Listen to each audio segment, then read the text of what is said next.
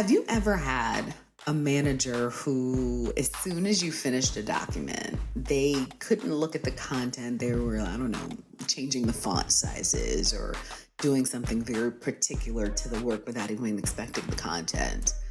Or perhaps you're in service and your manager is consistently hounding you about a job that you've known how to do for, 10, 15 years.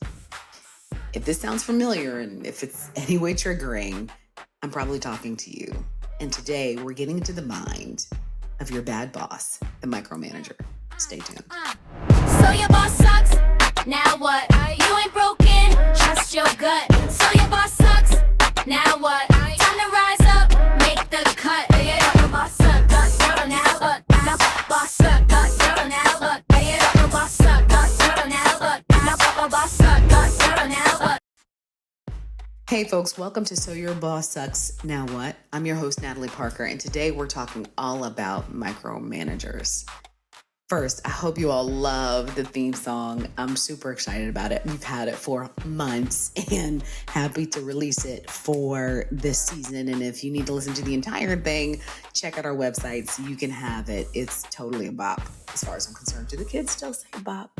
I don't know. Anyway, listen, we're talking about micromanagers, and we made this the first episode because according to statistics, Robert Half talks about the fact that company Robert Half says that 59% of people in the workforce have experienced a micromanager. It's more than half. More than half of people in the workforce have had somebody breathing down their neck, trying to get stuff done or wanting to check in on them or whatever they're doing.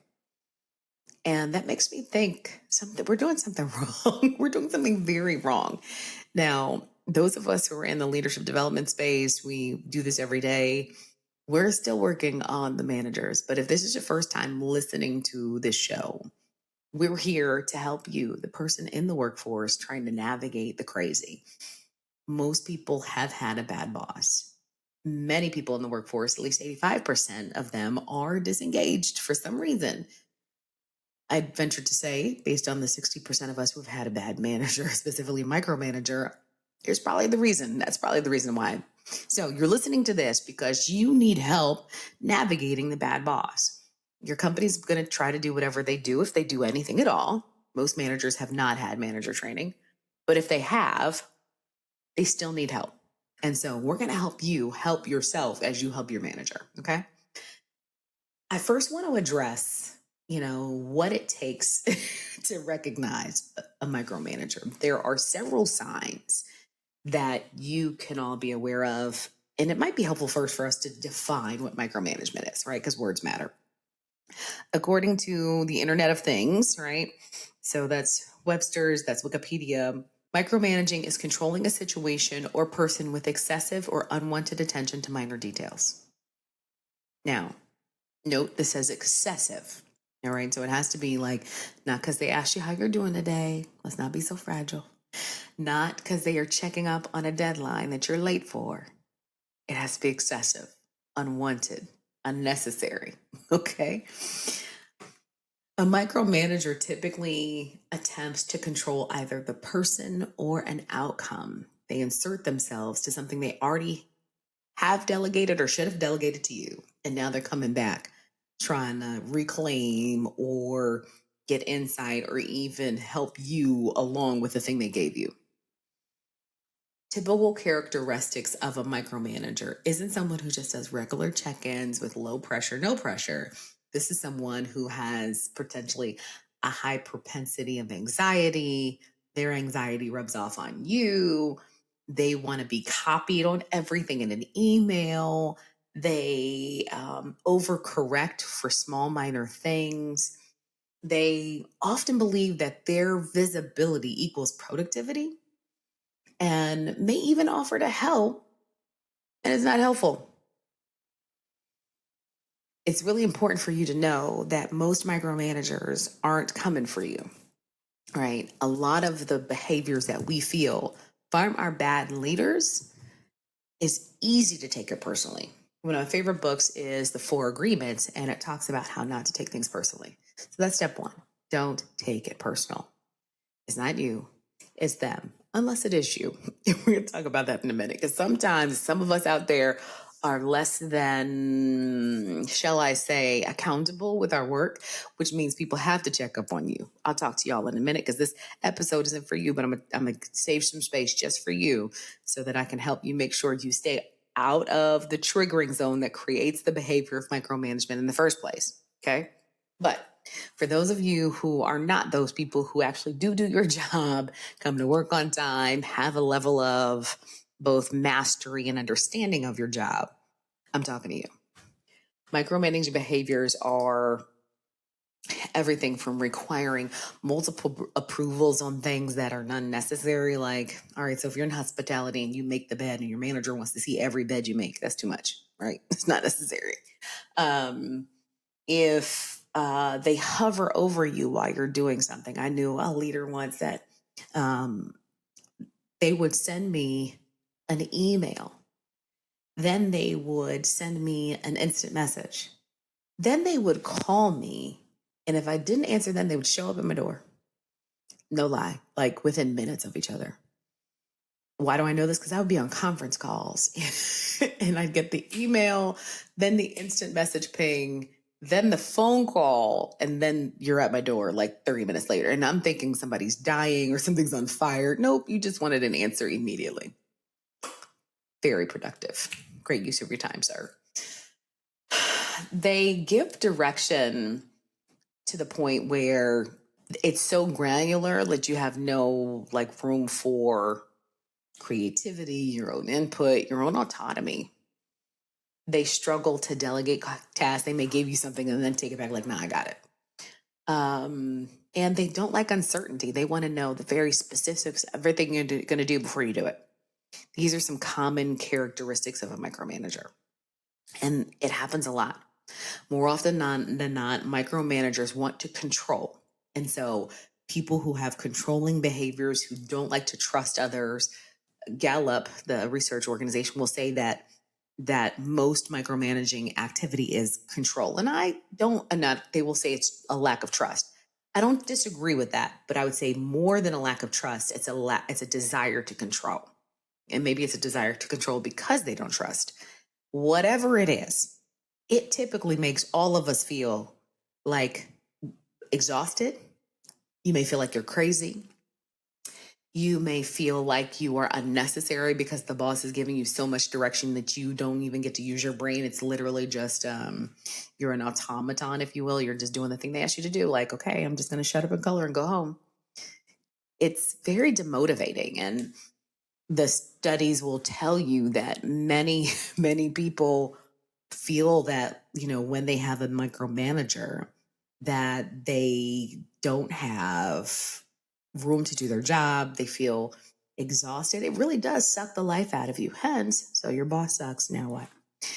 And so I want to really dig deep in this because many of us have dealt with this before.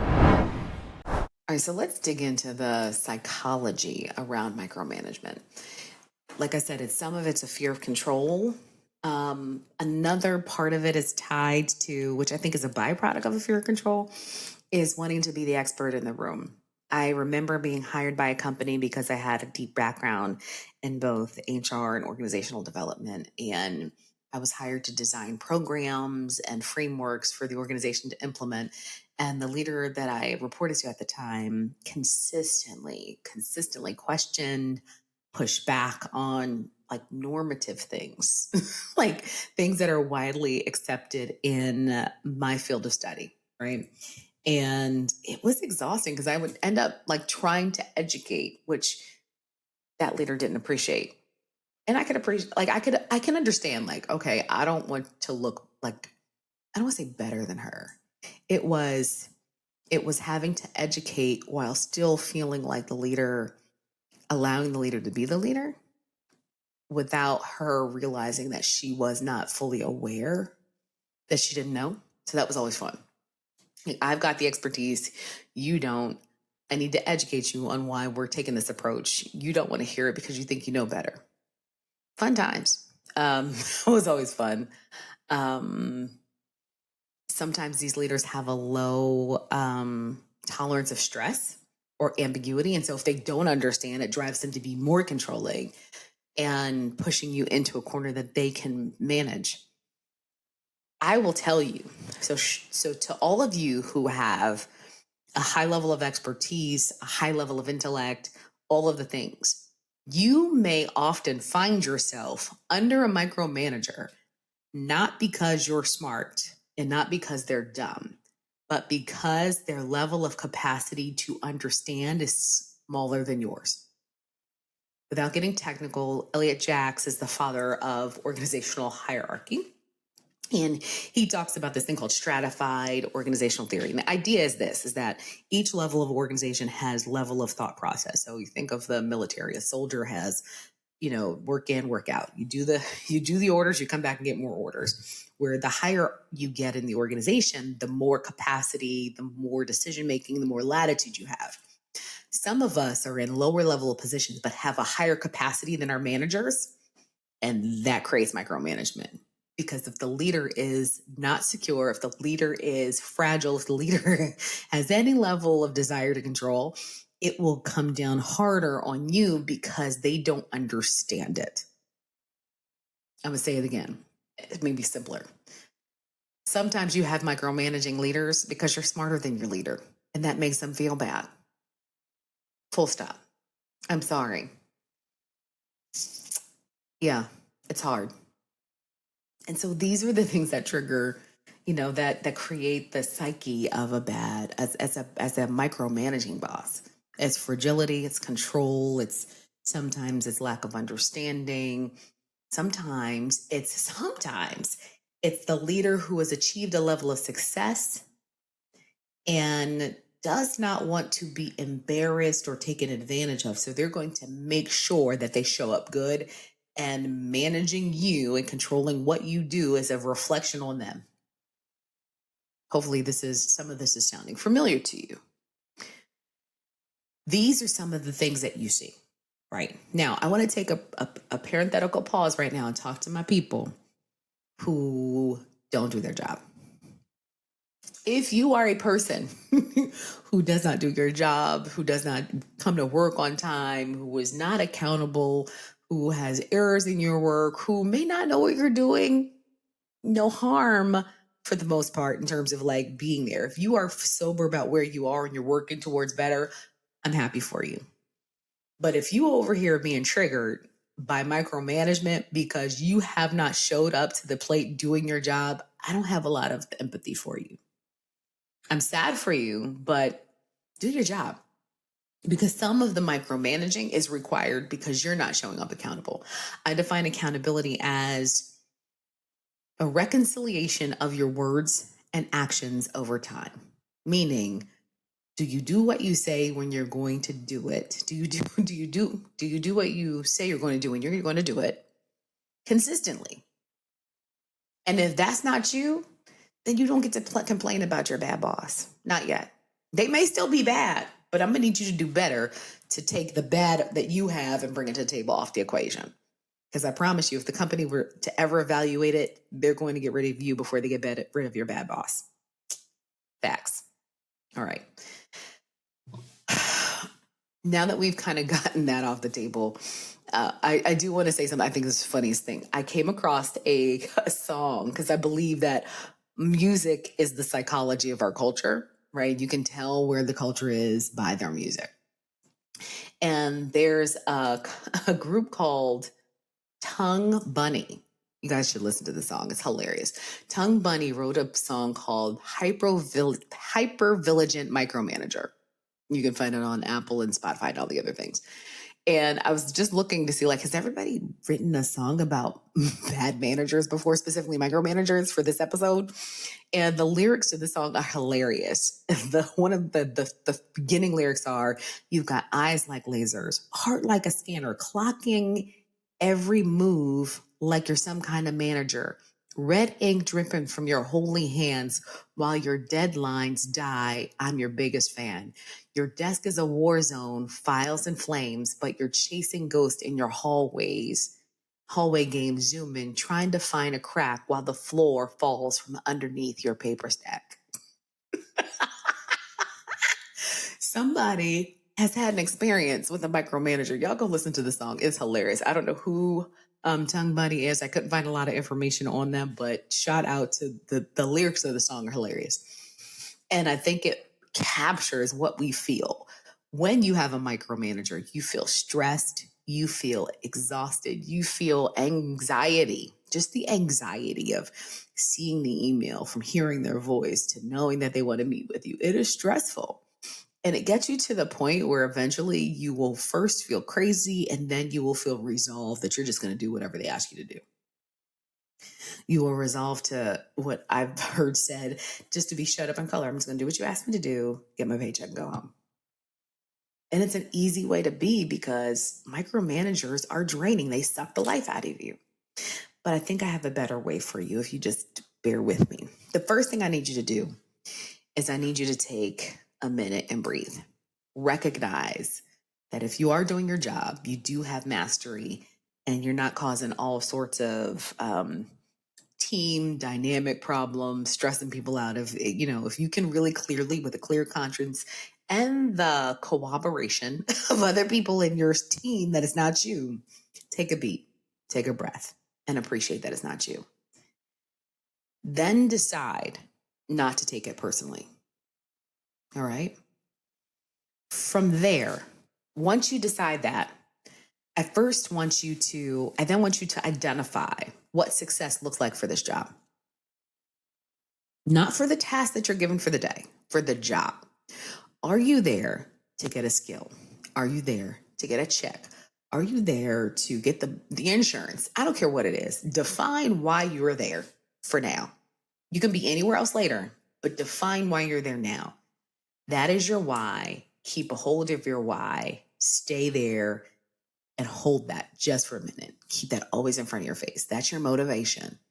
Is it the check so you can pay your bills? Is it the insurance? Whatever it is, remind yourself why you're there so that when things hit the fan, you can remember, I can endure this because I have a why bigger than this attitude that this person's giving to me. All right, that's the first thing. Now, when the micromanager gives you a task, I want you to make them define what success looks like. When we're coaching or facilitating, we tell people that a lot of managers will give you the bring me the rock exercise. The bring me the rock exercise is, there's a sensei and he's giving his students an exercise. He says, I want you to bring me a rock. And the students run out and they bring him a rock. And he says, oh, that rock is too big. They run away and they go bring a rock. Hey, oh, that rock is too small. All right, and they run it and they get another rock. Oh, that rock is too green. They go get another rock. Oh, that rock isn't blue enough. And until, fifth or sixth time, one student says, well, what kind of rock are you looking for? And the sensei explains, I want a 3-centimeter rock that is shiny, pearlescent, and blue.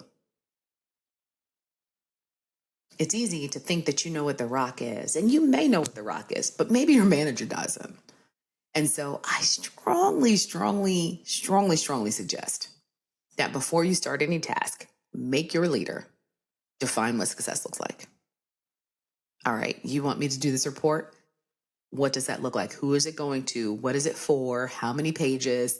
What are the words I need to use? What will it be used for? What does success look like when I'm done? And how many times do I need to check in with you before this is over? What part would you like to have in this? Make them tell you. Use whatever AI of your choice to give you 10 good questions before you start the task. Why? Because a lot of managers do not know what they want when they ask you for it. Dun, dun, dun. Things no one will ever tell you. Oh, I don't know, just make them tell you. What does success look like? You define success for the job. Make them define success for the task. Okay? Next, I want you to and I do mean over communicate. Micromanagers fear not having control. I have had enough micromanagers to get to the habit where while I was in my corporate spaces, I would send weekly activity reports to all of my managers. And sometimes I had more than one manager at the same time. Everybody got an activity report on the projects or activities I was doing so that no one could say they didn't know what Natalie was working on. One, it was record for me. And two, it was record for them so that I could recall to them what I had already told them if they hadn't read it. If they hadn't read it, it was their business, not mine. But I over communicated and I made sure that it was in a framework that they could see. Same label, same name, same thing every week, giving them a status update. It seems arduous, and for the normal person, it will be, but it gave me breathing room to do what I needed to do so that they could check that report, see what was missing, and say, oh, well, you forgot that. Okay, well, thank you very much. So I'm going to first not take it personally. You're going to define success in the job. Then you're going to make them define success. And then you're going to over communicate. The next thing you're going to do is going to sound interesting, but I believe it's important. I want you to give your manager some business. What do you mean give him some business? I believe that if the devil can't make you bad, he'll make you busy. I heard a leader say that to me once, and I thought it was a brilliant thing. When your leaders are micromanaging, it's because sometimes they want to be value added, but they don't know how to be. So your girl right here, I cannot spell to save my life. I have a degree in English literature. I speak for a living. I believe I am articulate to some degree. However, if it were between me and my family and a spelling bee, y'all, I'll see y'all on the other side. Pour a little out for the homies that ain't there because I can't spell, right? So what I would do for my micromanagers is I would actually give them assignment. I would say, I'm almost done this task, especially if I was like worried about them, dismantling my very well-researched approach or framework or what have you. I would give them specific involvement on how I wanted them to review the work.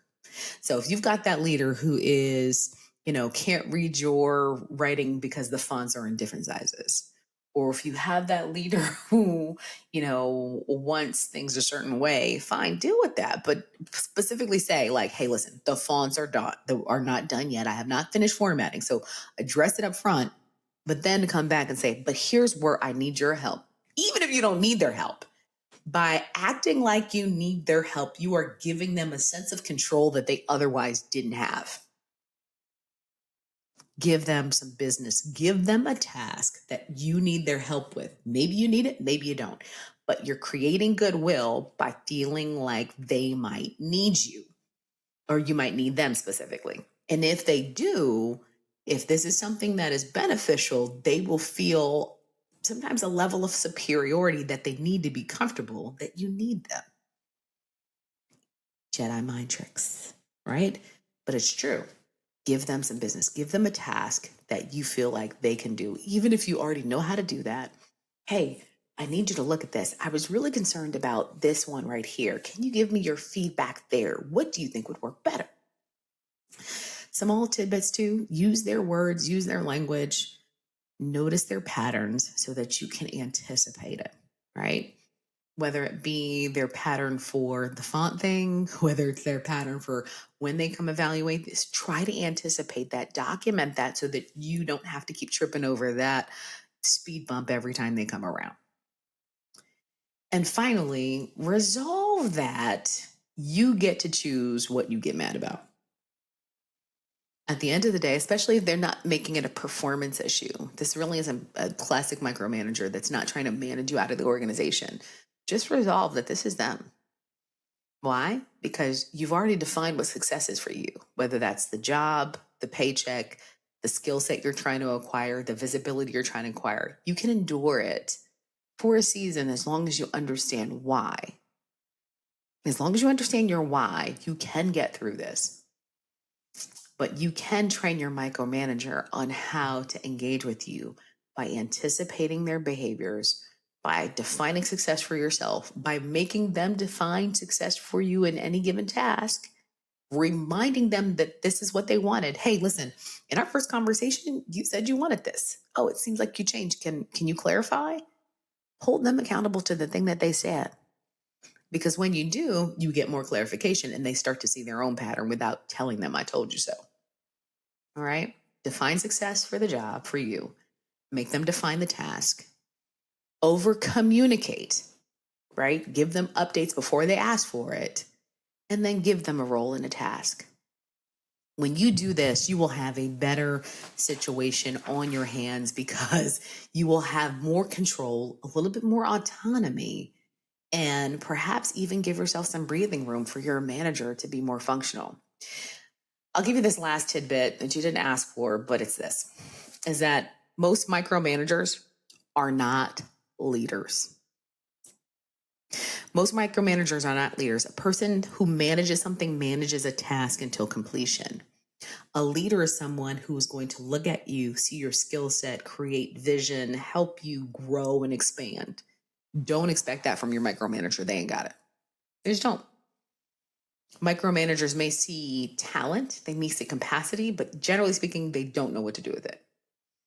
Many micromanagers have a myopic view, and so their blinders, their core focus is so intense that they have a hard time seeing the bigger picture. So don't expect it from them.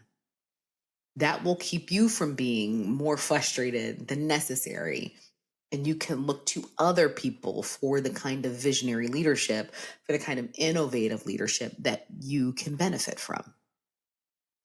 I want to give you a tool, by the way. So for each episode, I promise that we're going to give you a tool to help you navigate micromanagers. So in this toolkit, you can find it on our website, yourbosssucks.com. As yourbosssucks.com, you're going to get the signs of a micromanager, the kinds of things that may trigger them, like new projects, new team members, pressure from above, tight deadlines, a checklist of sorts that you can kind of identify where they might be getting pressure, the psychology around the micromanager, a conversation guide to help you, some reflection questions, and my anchor plan. So if you haven't seen it, go watch my TED Talk. It's Natalie Parker, How to Deal with a Bad Boss. And we talk about the anchor framework: assess, negotiate, consult, heed, observe, and resolve. In this micromanager profile, we give you the anchor framework and how you can use that to have a conversation and understand the situation you are in with your bad micromanaging boss. And we hope that's going to help you. We'd love to hear from you. Go ahead and go catch that at yourbosssucks.com so that you can work through this and figure out how you can navigate your situation. I want to give a shout out to all of the bosses who listen to this podcast. So we are listened to in over 55 countries across the world. And shout out to Germany, who is like our second biggest country listening next to the US.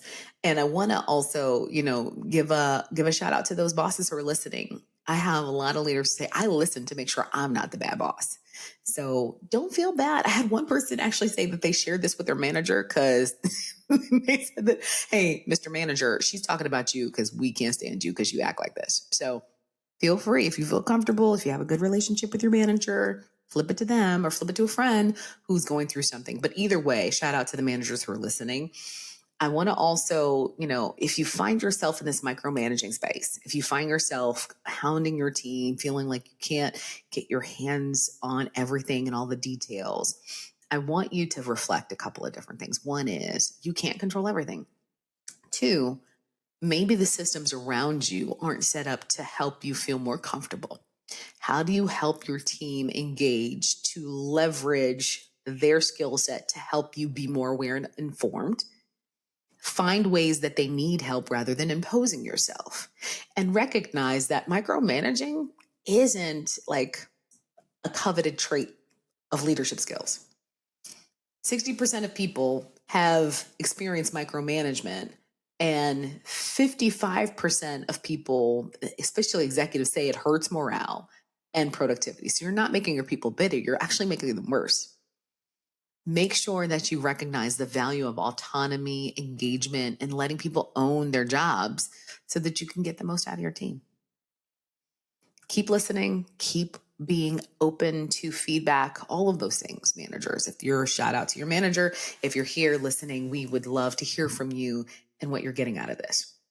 So, micromanagers inside the mind. We're talking about people who want control, who maybe feel fragile because you may have more capacity or intelligence in them, whatever it is. the way that you get around it is first defining your success, understanding that make them define the task for you, right? What's the task? What is success like in the task? Over communicate, and then give them some business. I promise you, work on this, and these steps will help you lessen the impact. It may never go away, but it will lessen the impact, and you'll be able to manage your emotions and your energy better. That's all the time we have for today. Thanks for listening. Next week, we're going to be talking about the bully, the manager bully who makes you feel little.